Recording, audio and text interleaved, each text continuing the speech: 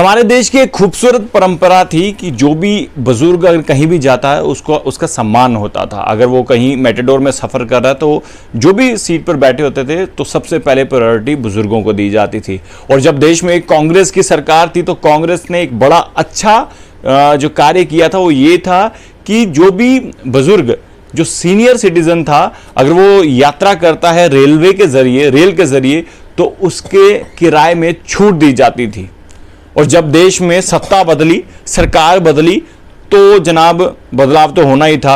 Bharatiya Janata party की सरकार इस वक्त केंद्र में है और जो इस वक्त रेल मंत्री हैं उन्होंने जनाब ये कहा है कि अब जो छूट दी जाती थी किराए में सीनियर सिटीजन को, अब वो छूट नहीं दी जाएगी क्योंकि नुकसान जो है रेलवे को उठाना पड़ रहा है।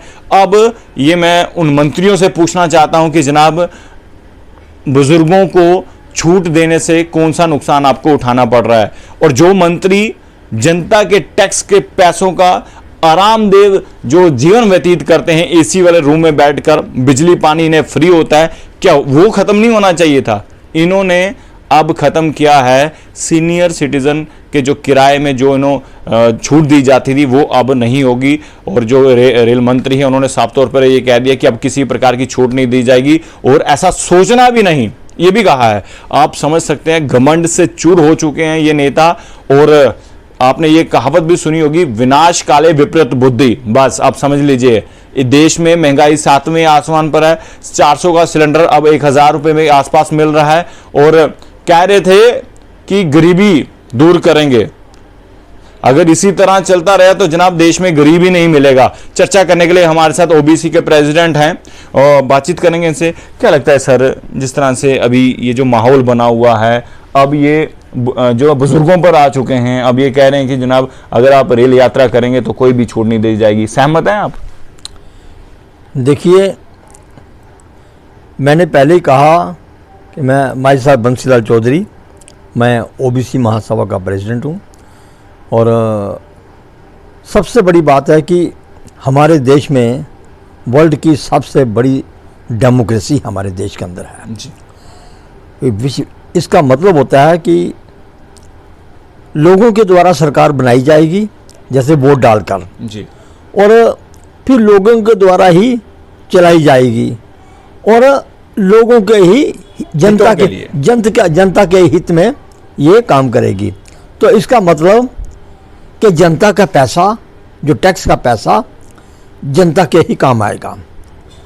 तो बड़ा दुख हुआ कि थोड़े दिन पहले हमारे प्रधानमंत्री जी, मुझे सबसे बड़ी बात ये आती है कि मैं किसी पार्टी का ना कार्यकर्ता हूँ ना मैं किसी की फेवर करता हूँ। जो अच्छे काम करे हम उसकी फेवर करते हैं। बिल्कुल अच्छाई होनी चाहिए देश के अंदर। तो एक पार्टी है आम आदमी पार्टी, जैसे ही उन्होंने अनाउंस किया कि हम सिन्हा जो कैंडिडेट खड़े थे उप राष्ट्रपति के, तो हम उनको सपोर्ट करेंगे, तो प्रधानमंत्री जी 1 मिनट में बोल पड़े। थोड़े दिन 10 मिनट के बाद 15 मिनट के बाद एक इंटरव्यू सुना उनका कि मुफ्त में रेवड़ी बांटने का रिवाज। मैं कहता हूँ भाई साहब, मैं प्रधानमंत्री जी, सवाल ये पैदा होता है कि जनता के टैक्स का पैसा, जो आप बड़े बड़े अच्छे अच्छे सूट पहन के आते हैं, जनता का हित का पैसा है। पेंशन आपको जो मिलती है, सैलरी मिलती है, जनता के टैक्स का पैसा होता है वो। तो आपको ये बातें कहना शोभा नहीं देता है कि जो आपने ये बात कही, लेकिन डेमोक्रेसी के अंदर गवर्नमेंट फॉर द पीपल होती है। तो सीनियर सिटीजन किसे कहते हैं? जिनकी बॉडी की 50 साल के बाद ताकत जो है, क्षमता घटनी शुरू हो जाती है। तो उस सीनियर सिटीजन 60 साल के बाद, हमारी जो पिछली सरकार थी, मैं नाम भी लूँगा उनका क्योंकि कांग्रेस पार्टी सरकार थी जिनकी, और उसमें भी इंटेलेक्चुअल आदमी जो मनमोहन सिंह जी, आज भी हम करेंगे कि बड़े इंटेलेक्चुअल आदमी थे वो। लेकिन सवाल ये पैदा होता है कि जब उन्होंने एक सीनियर सिटीजन को बैंक के रेट, इंटरेस्ट रेट जो था 1% ज़्यादा दिया जाता था, और उसके बाद जो सीनियर सिटीजन को फैसिलिटी होती थी कि वो 33% वो उनको जैसे ट्रेन में सुविधा मिलती थी बैठने के लिए भी, और उनको रिबेट में मिलती थी। रिबेट क्यों दी जाती है? रिबेट तो इसलिए दी जाती है उनको कि उनकी क्षमता पावर जो कम हो जाती है, जो कमाया होता है कुछ, तो उसके ऊपर वो उन्होंने अपनी पूंजी जो है वो थोड़ी बहुत रखी होती है, तो वो सोचते हैं कि अब 60 साल की उम्र में हम तीर्थ यात्रा करेंगे कहीं ना कहीं, तो जो अपने नहीं कर सके पहले, तो अब ये 60 साल के बाद करेंगे। जो उनको रिबेट मिलती थी वो बंद कर दी गई है। लेकिन ये मोदी सरकार की क्या मंशा है, क्या कह रहे हैं? क्योंकि ये कह रहे थे कि गरीबी दूर करेंगे, लेकिन अगर इसी तरह चलता, क्या लग रहा है आपको कि गरीब खत्म तो नहीं हो जाएगा हिंदुस्तान में? भाई साहब, ये है कि अब ये भिखारी बनाने पे लगे हुए हैं। क्योंकि जैसे ये कहते हैं हम राशन फ्री दे रहे हैं, तो मतलब उसका कहने का कि लोगों को भिखारी बना दिया, अब हम आपको दक्षिणा दे रहे हैं, आप खाते जाओ, 5 किलो अनाज या 10 किलो अनाज वही देंगे और खाते जाओ। यही हिसाब जो आगे भी देश का करने वाले हैं कि हमने 70 साल की उम्र है, हम देखें या ना देखें अब, लेकिन 10 साल के बाद अभी यही हाल रहा देश के अंदर, तो देश में लिटरेसी रेट जो है वो कम हो जाएगा। अभी भी आपको पता होगा कि कुछ स्टेटों में लिटरेसी रेट क्यों कम होगा? क्योंकि लोगों को आप शिक्षा के नाम से नहीं कह रहे, कुछ उन दे रहे हैं, उनको रिबेट नहीं दे रहे। अगर दिल्ली की सरकार है तो उन्होंने सरकारी स्कूलों के ऊपर तवज्जो दी, तो सरकारी स्कूलों को अगर अच्छा मेंटेन किया तो उसमें क्या गुनाह किया उन लोगों ने? तो मेरा मतलब कहने का कि आपने ये बात नहीं कर सकते थे, तो आप लोगों ने सीनियर सिटीजन के ऊपर जो 33% का रेट देते थे उसको आप बंद करने जा रहे हैं, क्योंकि आपने पहले ही बंद किया हुआ है। ये तो मंत्री खुद शायद सीनियर सिटीजन होंगे, क्या लगता है आपको कि अगर नहीं भी होंगे तो क्या ये जब रेल में आते होंगे ये किराया अपना काटते होंगे, टिकट वगैरह? बिल्कुल मुफ्त चलते हैं ये, इनको सुविधा है ट्रेन में आने जाने की, बिल्कुल मुफ्त आने जाने की, बिल्कुल। अगर लेकिन मेरा मतलब कहने का, मंत्री को खासकर मैं ये कहता हूँ कि इन्होंने एक पहले ये काम किया था जब इनकी सरकार आई थी में बीजेपी की, अटल बिहारी वाजपेयी जी उस वक्त प्रधानमंत्री थे, उन्होंने सबकी पेंशन बंद कर दी। ले आए कौन सी पेंशन? एनपीएस, कंट्रीब्यूटरी पेंशन ले आए। जो पेंशन लोगों को रेगुलर मिलती थी, रेकरिंग इनकम, वो बंद कर दी गई। तो मैं कहता हूँ अगर बंद किया आपने, फिर आपने एमएलए एमपी उनकी बंद क्यों नहीं की आपने? जो उनको सुविधा मिलती थी वो बंद क्यों नहीं की आपने? तो मेरा मतलब कहने का कि आपको खुद भी देखना चाहिए कि सरकार अगर ये बातें खुद फैसिलिटी लेते हैं, वो वही साफ हो गया कि मैं कहता हूँ कि आप गुड़ नहीं खाया करो, तो अरे भाई मैं खुद खाता हूँ। तो जब आप सब कुछ ले रहे हो, सरकार का टैक्स का पैसा हमारा, जनता, एक मजदूर जो होता है ना, अगर माचिस बाजार से खरीदता है तो उसके ऊपर भी वो टैक्स पे करता है। उस टैक्स, गरीब आदमी का टैक्स का पैसा आप अयाशी मारते हो, आप ट्रेनों में मुफ्त सफर करते हो, आपके घर में 10-10 नौकर होते हैं और रेजिडेंशियल अकोमोडेशन अपनी गवर्नमेंट की मिलती है आपको। मतलब कहने का कि आपके लिए हर चीज़ है, लेकिन सीनियर सिटीजन जो इस देश को जिन्होंने नींव रखी होती है, अपनी ज़िंदगी दी होती है पूरी देश के अंदर, उनको आप उनका सब कुछ बंद कर। ऐसा समझते हैं कि भाजपा से ज़्यादा इंटेलेक्चुअल लोग कांग्रेस की सरकार में थे? देखिए, अगर ऐसी बात कहनी है आपने, तो आज एक डॉलर जी, उसकी कीमत आज 80 रुपये है। तो मतलब कहने का उसका मतलब क्या है? उसका मतलब ये है देश के अंदर हम जो व्यापार करते हैं विदेशों में, उसमें कमी आ गई है, क्योंकि हम व्यापार नहीं कर सकते दूसरे देशों के साथ, क्योंकि हमारे पास डॉलर नहीं है, हमारे पास अंदर पूंजी नहीं रह गई है, तो हम कैसे खरीद सकेंगे दूसरी कंट्री से? और इसका मतलब कि अब ये बड़े बड़े जोर से कहते थे उस वक़्त कि विदेशों में पैसा ब्लैक मनी जमा है, स्विस बैंक में, स्विट्ज़रलैंड में। लेकिन मैं कहता हूँ अगर वो इतना पैसा था वहाँ पे ब्लैक मनी, आपने कितना लाया? हम 15 लाख की बात नहीं करते, आप 15 लोग हमारे खाते में, मैं कहता हूँ मेरे खाते में, हमारे खाते में छोड़ दो ये बात। सवाल ये पैदा होता है कि आप लोगों ने पैसा लाने के बजाय उसके अंदर 50% बढ़ोतरी हो गई है। ये सरकारी आंकड़े हैं जो मैं बोल रहा हूँ, ये सरकारी आंकड़े, मैं अपने से नहीं कुछ बोल रहा, ये सरकारी आंकड़े हैं कि उसमें अंदर 50% बढ़ा है। क्यों नहीं लाया ब्लैक मनी? क्योंकि अपने आदमी भी इसके लिस्ट के अंदर हैं। तो मतलब कहने का कि आप लोगों को कहते थे भाई और बहनों, आज कहाँ गए भाई और बहनों? भाई आज भी तो बोलो ना आप, भाई और बहनों, ये टैक्स का पैसा जो है, ये डॉलर की जिसकी देश के रुपये की कीमत इतनी गिरती जाए, समझ लो कि वो निकम्मी सरकार है। ये आपके अल्फाज हैं और हमारे पास वीडियो मौजूद है आपके, बिल्कुल हम रोज़ देखते हैं और आपने क्लिप संभाल के रखा हुआ अपने पास। तो मेरा मतलब कहने का कि उस वक्त आपने, मुझे दुख होता है, सियासत बहुत लोग मैंने देखे ज़िंदगी में, हमने भी करते हुए, झूठ होता है सियासत में, मानता हूँ, लेकिन सवाल है जितना झूठ आपने बोला इसका पाई पाई का हिसाब देके इसी संसार से आपको जाना पड़ेगा। जाना सब नहीं है इस संसार से, लेकिन पाई पाई का हिसाब देना पड़ेगा आपको इस देश के अंदर पूरा। अभी जिस तरह से जनाब 2016 में नोटबंदी हुई थी, क्या लगा आपके हिसाब से, आपके एक्सपीरियंस के हिसाब से, आपको लगता है कि देश में उस बड़े फैसले से कोई बदलाव हुआ या कोई फ़ायदा हुआ? मैं एक बैंक से रिटायर्ड हूँ, स्टेट बैंक ऑफ इंडिया से। सवाल ये पैदा होता है कि हम भी सोचते थे कि अगर नोटबंदी की है तो इसका क्या बेनिफिट होगा, लेकिन जितना ये रिजर्व बैंक की रिपोर्ट है, 99 पॉइंट समथिंग पैसा जो जितना छपा था, जब उतना ही वापस आ गया, तो इसका मतलब है कि फिर कहाँ गया वो पैसा ब्लैक का, जो आप सोचते थे कि ये नोटबंदी करेंगे इससे मिलिटेंसी पे कंट्रोल आएगा। ये आप लोगों के भाषणों के मैं बोल रहा हूँ, मैं खुद नहीं कोई लफ्ज़ जोड़ के बोल रहा हूँ। आपने कहा था उस वक्त ये इसमें मिलिटेंसी पे कंट्रोल होगा, जो उग्रवादी देश के अंदर उनके पर कंट्रोल होगा। अरे भाई कहाँ हुआ?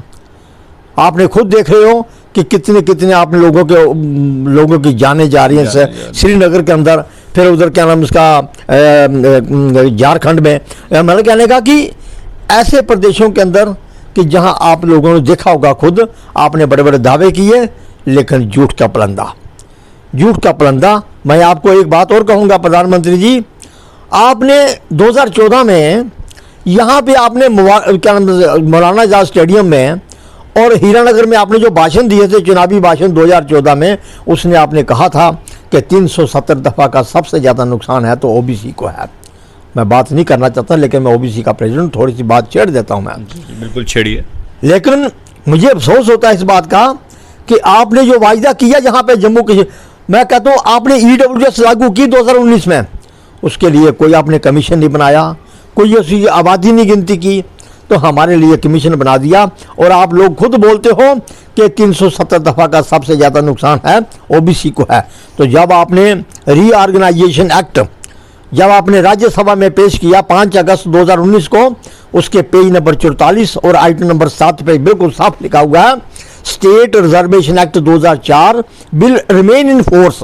इसका मतलब कि जो जम्मू कश्मीर के संविधान के अलग सा संविधान था, उसके मुताबिक जो बना हुआ था क्या नाम उसका रिजर्वेशन एक्ट, अगर उसको आपने लागू रखा, इसका मतलब शेड्यूल कास्ट, ओबीसी और शेड्यूल ट्राइब और जो EWS भी मान लो, उनके लिए आज भी 370 दफ़ा जीवित है। कहने का मतलब, अगर पिछली सरकारों ने जुर्म किया तो वो उसी एक्ट के तहत जो जम्मू कश्मीर के संविधान से बना हुआ था, अगर उन्होंने उसके तहत जुल्म करते थे तो आपने भी अगर उसको लागू रखा तो इसका मतलब आप भी जुल्म कर रहे हो उनके ऊपर। फिर तो इसका मतलब सरकार जो है ये बदलती हैं, और अगर आपको लोगों ने, जनता ने दिया था मौका, तो ये समय आएगा, ऐसी बात नहीं है। जब पहाड़ के ऊपर आदमी चढ़ जाता है तो चोटी पे पहुंचता है, अगर वो दूसरी साइड जाएगा तब भी डाउनफॉल है, अगर इस तरफ आएगा तब भी डाउनफॉल है। आप चोटी पे पहुंच गए हो, अब आपकी जो विचारधारा है वो तानाशाही की हो चुकी है। ये बात साफ है देश के अंदर, क्योंकि आप विपक्ष को पसंद नहीं करते हो देश के अंदर। जो डेमोक्रेसी का फार्मूला है वो ये है, विपक्ष और सत्ता पक्ष दोनों का मेल होता है। जो भी कानून बनता है उसको उनको दोनों को तालमेल करके, क्यों अब ऑल पार्टी मीटिंग की जाती है, इसीलिए की जाती है कि विचारधारा की सहमति बनाई जाती है। लेकिन आप जो सोच रहे हो दिमाग, हमने आपको जो रीड किया है, आप देश के अंदर विपक्ष नहीं चाहते हो। अगर विपक्ष नहीं होगा तो इसका मतलब फिर जो तानाशाही जो राजे की हुकूमत होती थी, वैसी हुकूमत देश के अंदर आने वाली है। अभी सर मैं एक आखिरी सवाल, काफ़ी लंबा समय हो गया, आप क्या कहना चाहते हैं रेल मंत्री अश्विन वैष्णव को, इस जो उन्होंने बात की और उन्होंने सीधा एक ही लाइन पे कहा कि ये सोचना भी नहीं कि अब वापस वो चीज़ें आएगी? ये सरकार को करना पड़ेगा। अभी हमने देखा, आपने देखा होगा कि जो उन्होंने पेंशन बंद की हुई है, पेंशन के लिए सभी जो हमारे मुलाजिम लोग हैं, वो जो रिटायर्ड हैं, वो सड़कों पे हालांकि उनको कोई बेनिफिट नहीं है, जो रिटायर्ड लोग हैं उनको कोई बेनिफिट नहीं होने वाला, लेकिन वो देश के जनता जो हम बच्चे हैं हमारे, उनका भविष्य सोचते हैं कि अगर आज हम पेंशन ले रहे हैं तो अगर बच्चों की पेंशन बंद कर दी जाएगी, ये पेंशन जो बंद कर दी गई हुई है, तो मतलब कहने का कि इनको सीनियर सिटीजन को अगर ये नहीं देंगे तो सीनियर सिटीजन भी सड़कों पे उतरेंगे बिल्कुल। और उसी जैसे झारखंड में आपने सुना होगा कि मुख्यमंत्री ने कल ही एक एग्रीमेंट साइन किया है कि ये जो पेंशन है, जो पिछली पेंशन पुरानी पेंशन थी, उसको बहाल किया गया है। तो मेरा मतलब कहने का कि मैं सब बिहार की को भी कहता हूँ, जो बंगाल की हैं उनको भी ये कहता हूँ कि आप लागू करो इनको, ताकि ये बीजेपी कम मजबूर हो जाए देश के अंदर। सीनियर सिटीजन को भी 33% जो रेलवे में बंद किया है वो लागू होना चाहिए। तो और उसके बाद जो बैंकों के अंदर इन्होंने क्या किया था कि सीनियर सिटीजन का रेट ऑफ इंटरेस्ट जो था वो आधा कर दिया हुआ है आज। तो मैं कहता हूँ अगर सीनियर सिटीजन को 1% आप टैक्स भी काटते हो, उनका जो पैसा उनका होता है उसके ऊपर इंटरेस्ट मिलता है, उसके ऊपर टैक्स काटते हो आप 20%। तो मेरा मतलब कहने का कि आप सीनियर सिटीजन को समझो, नहीं तो यही देश के अंदर दोबारा तब्दीली लाएंगे। बुजुर्ग सबने होना है, आज वो लोग हैं, कल हमने भी बुजुर्ग होना है, तो उनके लिए तो फर्स्ट प्रायोरिटी बुजुर्गों की होनी चाहिए, सीनियर सिटीजन। तो क्या लग रहा है कि बीजेपी चाहती क्या है? मैंने आपको कहा ये चाहते यही हैं कि देश के अंदर लोग भिखारी हो जाएं और वो हमसे भीख मांगे, और हम जैसे दे रहे हैं लोगों को राशन पानी ये वो, तो ऐसे ही हमारे से मांगते रहें। और ये चाहती यह है कि तानाशाही चलती रहे। जो आपने देखा होगा किसानों के कानून वापस लेने पड़े, तीनों माफ़ी मांगी प्रधानमंत्री ने। तो अरे भाई, जो 800 किसानों का आपने जो बलि ले ली उनकी, तो वो जो मर गए वो उनका कम से कम बद दवाएँ तो आपको लगेंगी वो, तो आपने फिर माफ़ी मांगी। ये मतलब कि अगर माफ़ी मांग के आपने एक साल के बाद माफ़ी मांग रहे हो जाकर, तो मतलब आप गलत थे, फिर घमंड से चूर है क्या लगता है? हाँ बिल्कुल, बीजेपी घमंड से चूर है इस वक्त। मैं ये प्रैक्टिकली कहता हूँ कि हमें ये नहीं है कि पिछली सरकारों से, लेकिन हम अपने बाप दादा के साथ अगर किसी के वो जो पुराने पिछले लीडर होते थे, अगर उनके पास जाया करते थे, वो लोग काम चाहे करें या ना करें, लेकिन आओ भगत होती थी। लेकिन आज हम देख रहे हैं कि बीजेपी वाले ये चाहते नहीं है लोगों को मिलना, बिल्कुल नहीं चाहते। मैं दूसरा मामला ये जानना नहीं चाहता था, करप्शन अगर कोई बोले इस देश के अंदर घटी है, बिल्कुल सवाल नहीं पैदा होता, बड़ी है, बहुत बड़ी है आजकल। और जितना पैसा आजकल जो ठेकेदारी ये चल रही है इस वक्त, उसके अंदर जितना कमीशन और जितना पहले सड़कें होती थी, मैं खुद देखता था न्यू प्लाट के अंदर, आप देखा होगा, मैं ये मेरे घर के पास ही है, अभी 6 महीने नहीं हुए सड़क बने हुए, तो आज मैं देखता हूँ कितने कितने खड्डे पड़ गए जानीपुर से, आप देख लीजिए न्यू प्लाट तक जाकर। तो मेरा मतलब कहने का इसका मतलब, तो पहले भी सड़कें बनती थी, लेकिन आज जो है उनकी क्वालिटी नहीं है मेरा कहने का। तो इसका मतलब सीनियर सिटीजन जो हैं वो भी अगर इन्होंने बंद किया तो हम लोग सड़कों पे उतरेंगे, बिल्कुल सही बात है। तो ये भी सीनियर सिटीजन हैं। और बता दें कि अब जो रेल मंत्री हैं अश्विन, उन्होंने जो है एक फ़ैसला लिया है कि अब जो भी सीनियर सिटीज़न अगर रेल यात्रा करता है, जो उन्हें किराए में छूट दी जाती है वो छूट अब नहीं दी जाएगी। उनका ये भी कहना है कि इससे रेलवे को नुकसान हो रहा है, बोझ पड़ता है, और ऐसे नेताओं को सिर्फ सीनियर सिटीज़न जो उनकी जो टिकट्स हैं उनको उनके छूट के जो है उनको छूट के लिए जो है बोझ पड़ता है, लेकिन जो नेता एसी के रूम में बैठ के जनता के टैक्स का पैसा लेकर आरामदेह जीवन व्यतीत करते हैं वो बोझ नहीं है। इस पे केंद्र में बैठी भाजपा सरकार और माननीय प्रधानमंत्री मोदी जी को कुछ निर्णय लेना होगा, क्योंकि बुजुर्ग जो हैं वो सबने होना है। एक दिन समय ऐसे आएगा, और माननीय प्रधानमंत्री जी भी सीनियर सिटीज़न हैं, और हम उम्मीद करते हैं कि ये जो बातें जो सामने आ रही हैं सोशल मीडिया के ज़रिए, ये जो बातें जो है इम्प्लीमेंट ना हो। देखते रहिए भारत मॉनिटर। जय हिंद।